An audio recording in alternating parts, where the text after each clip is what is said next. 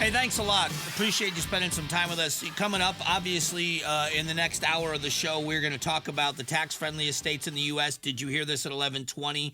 And then we're going to talk about the border as well. All that in the final hour of the show. Before we close out this hour, the topic earlier, and I saw these stories today, and it came rushing to me because I've had this conversation most of my life about the island of Cuba. Now, I've never been. I've seen pictures that you haven't seen, because of the Cubans that I grew up with that had pictures of that when their visits there. The island of Cuba is a gorgeous resort island. It has everything it needs to be a successful destination for the entire world. And it should be. And the Cuban people live in abject poverty. They just do. And they do because their government has designed it that way. The Cuban people were told when Fidel Castro and the revolution happened and they had communism roar onto that island that it was going to be successful for the Cuban people, and they embraced it. They did at the beginning, and they loved the idea of everybody works and everybody succeeds, and the evil rich are not going to own everything and keep us oppressed. And well, now the government oppresses them. I told these stories earlier today. Running water on opposite sides of the street every other day. Can you imagine living in a society where you don't have the option of running water every day of the week?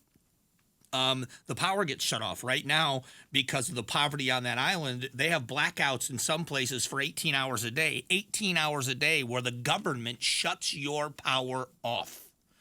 It used to be when they had power and they would shut it off at night, and it wasn't shut off for 18 hours at a time, but they did shut your power off when they deemed you didn't need it anymore.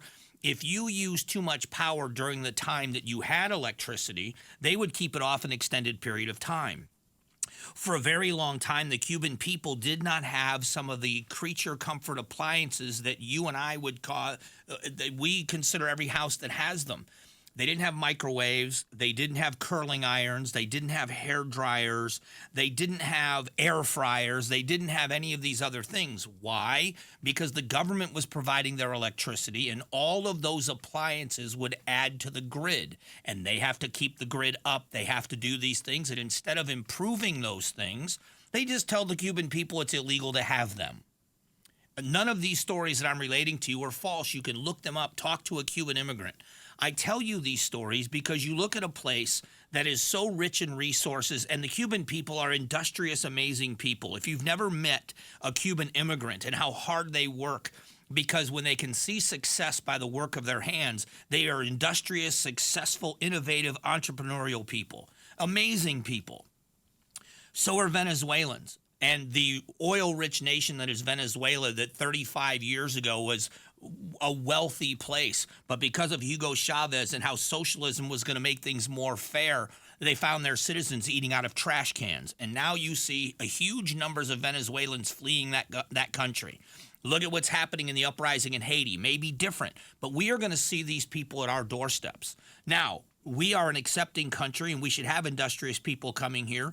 But when you have people fleeing because of this, what are we supposed to do? We made a deal. The U.S. made a deal in the 1970s with Fidel Castro and Jimmy Carter that allowed Castro to unload a lot of bad people from his island, but a lot of amazingly good people came as well.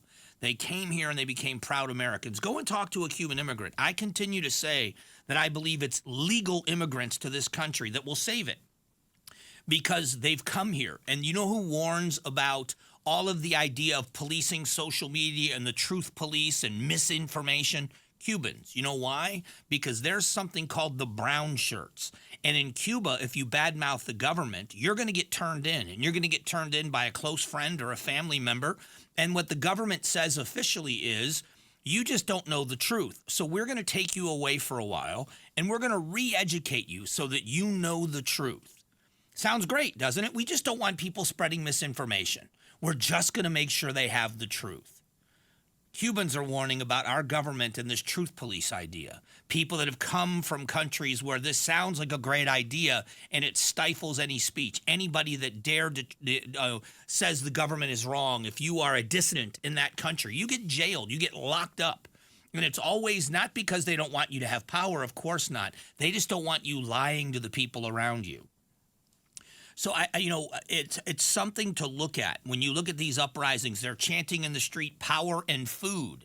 Power and food. They want electricity and they want to eat. 90 miles off the southern tip of Key West in Florida, 90 miles south. And they live worlds away. You look at the Venezuelan people. Look at how many Venezuelans have come to the U.S. doorstep.